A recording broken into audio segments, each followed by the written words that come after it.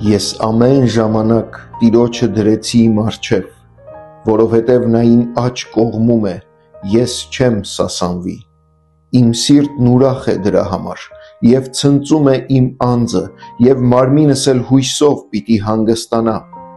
որովհետև իմ անձը չես թողնի գերեզմանում, և քո հավատարիմին ապականություն տեսնել չես տա։ Դու ճանաչեցնում ես ինձ կյանքի ճանապարհը, քո առաջ ուրախությունների լիություն կա, և քո աջ կողմը քաղցրություններ հավիտյան։ Շատ մարդիկ կարող են մտածել, որ սրբությունը սահմանափակում է հավատացյալին, բայց այն իրականում դեպի միակ ուրախության ուղին է։ Որքան ավելի մոտ ենք քայլում Աստծուն, այնքան մեծ է մեր ուրախությունը։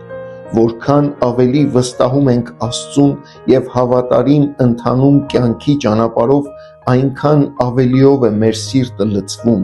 ուրախությամբ։ Սրբության կյանքի կոչը բեռ չէ մեզ համար, այլ օրհնություն։ Աստված առավել փառավորվում է մեզանում, երբ մենք առավելապես փնտրում ենք նրա ներկայությունը և գոհանում ենք նրանում։ Ուրախացեք ի Տեր, և նա կտա ձեզ ձեր սրտի խնդրվածքները։